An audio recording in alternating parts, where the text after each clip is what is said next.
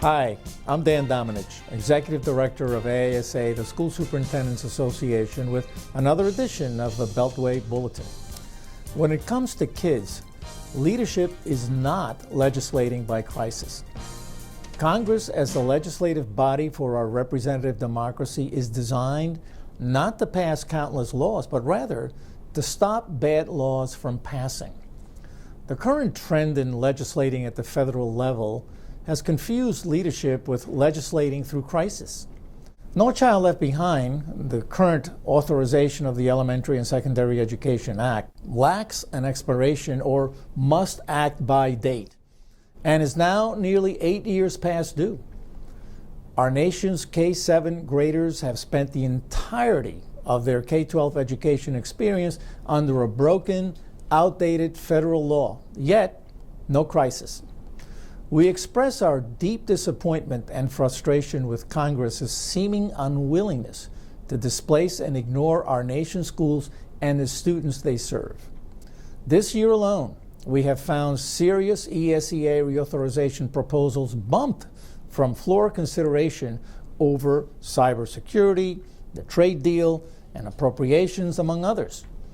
Our nation's schools continue to open their doors and serve their students regardless of congressional inactivity. We are left to wonder what type of crisis it will take for ESEA and schools to warrant the type of consideration that it takes to complete reauthorization. Perhaps more frustrating is the reality that we, advocates, educators, policymakers, and parents, agree on far more than we disagree on. Yet it is that small portion that keeps ESEA from reaching the finish line.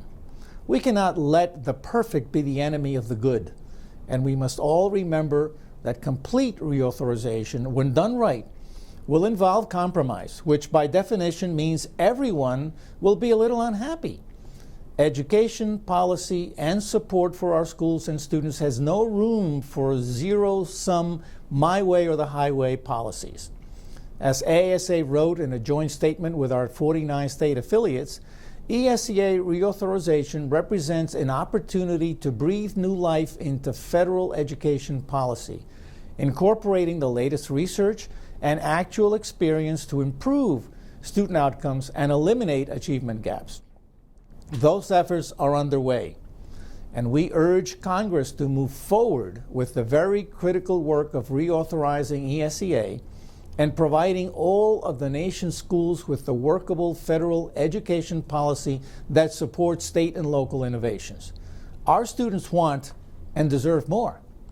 Congress must turn away from its recent trend of making education and our students a second-tier priority and use this opportunity to move forward in a deliberate manner to commit to supporting the success of every student, school, and community.